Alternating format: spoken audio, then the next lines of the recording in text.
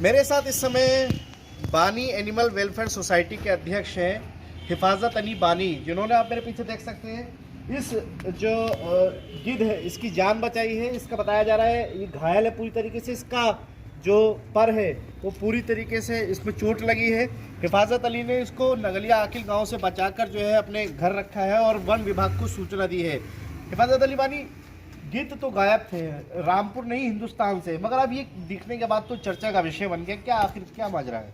बिल्कुल चर्चा का विषय है। ये तो एक दुर्लभ प्रजाति का पक्षी है और ये मिलना तो एक हमारे लिए खुशी का प्रतीक है कि कहीं ना कहीं जो हमारे आसपास से ये विलुप्त हो गए थे और कहीं ना कहीं जब इस तरीके से एक गिद्ध मिला है तो आशंका लगाई जा रही है कि आसपास और भी गिद्ध लौटे हैं। तो लेकिन इसकी सूचना मिली थी कल के एक बड़ा पक्षी, क्योंकि बच्चे इसको जानते नहीं थे ये क्या पक्षी है, उन्होंने बताया एक बहुत बड़ा पक्षी है उड़ने वाला और इस तरीके से यहाँ पर गिर गया है और जो जख्मी है उसी पर हमने अपनी टीम को वहाँ भेजा और संबंधित विभाग को सूचित कर दिया गया और वहाँ से रेस्क्यू करके यहाँ बानी एनिमल वेलफेयर सोसाइटी के रेन बसेरे पर लाया गया है, जहाँ पशु चिकित्सा अधिकारी महोदय से वार्ता की गई और इसका उपचार कराया जाएगा।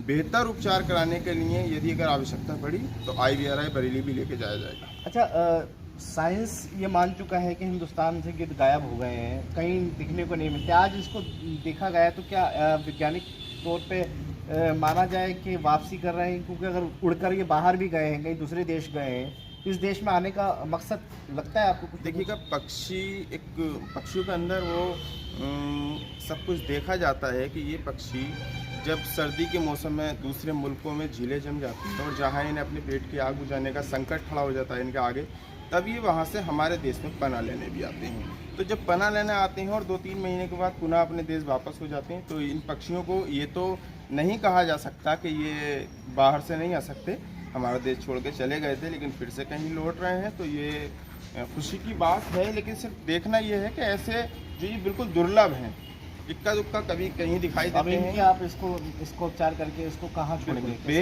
बेहतर उपचार कर इसके बारे में सोचा जाएगा, संबंधित विभाग से डिस्कस किया जाएगा इस संबंध में, क्योंकि एक गिद्धों के लिए रेस्क्यू सेंटर भी बना है जहां उनको उनका संरक्षण किया जा रहा है। तो अगर जो भी बेहतर होगा स्थान वहीं पे इसको खुशी की बात बताई जा रही है। बहुत बहुत शुक्रिया हमारे साथ बात करने के लिए। हिफाजत अली बानी बता रहे हैं कि गिद्ध अगर आए हैं वापसी हमारे देश दोबारा, तो जाहिर सी बात है खुशी बात है, क्योंकि गिद्धों होने से बहुत बीमारियां दूर होती थी, क्योंकि जो जानवर मरते थे उनको खाकर ये अपना पेट भरते थे।